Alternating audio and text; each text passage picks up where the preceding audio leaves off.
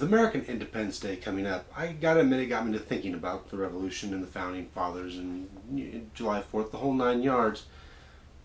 And to be honest with you, I have my biases. Of course I do. Everybody has their biases. That's why I call the show Historical Perspective, because getting perspective is important when thinking about history. But let me come clean about something. I actually do have a favorite founding father. John Adams. Not just the fictional one here in the pretty darn good HBO miniseries, which I'll talk about someday, but the real man, John Adams. And why is it that I like John Adams so much? What is it about him that appeals to me? Well, for one thing, John Adams wasn't wealthy, unlike Sam Adams, John Hancock, Thomas Jefferson, George Washington, James Madison. He didn't come from a very financially well-to-do background where most of the other founding fathers did. I mean, his father was a farmer and a churchman, and not particularly wealthy. John Adams was a lawyer, but not a particularly wealthy lawyer. In fact, financial struggles would be a problem for him his entire life.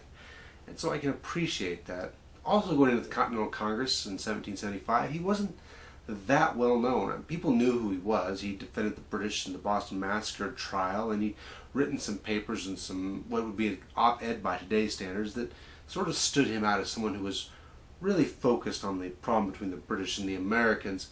So he did have some reputation, but he wasn't a giant figure. He wasn't George Washington or Ben Franklin or one of these people going in. He just wasn't that sort of genius mind that stood out. But he was a man of passion, and he knew what he wanted. He knew what he wanted for America, and he went out and he argued for it and he fought for it. He became the standard bearer, the loudest and most ardent voice for American independence at the Continental Congress. He was a lawyer and a great thinker and someone who could memorize long passages and sort out ideas. He was a good ideas man and someone who defended his ideas right down to the bitter end. That's something I always appreciate about John Adams. Something else I really like about John Adams, well, he was extremely human. Adams had a temper, and he could go off on people sometimes, and he made mistakes. He wasn't lionized as much as some of the other founding fathers were, because his reputation was a little bit sullied in the wake of his presidency. And so these things sort of attract me to Adams. A humble guy, humble background, a man capable of mistakes, but a man who really led this nation at a time when it needed leadership, along with many other people, of course. But he was right there at the forefront arguing for independence and became the second president of the United States eventually. So yeah, here I am giving you my bias, my perspectives. John Adams is my favorite founding father, and I find him very interesting. I've read several books about the man.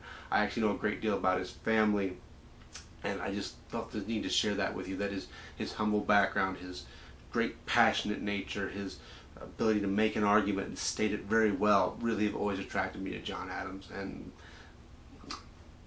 so that's it, I guess, really. I don't have too much to say on that. I just wanted to let you know, and I hope maybe it gives you a little historical perspective.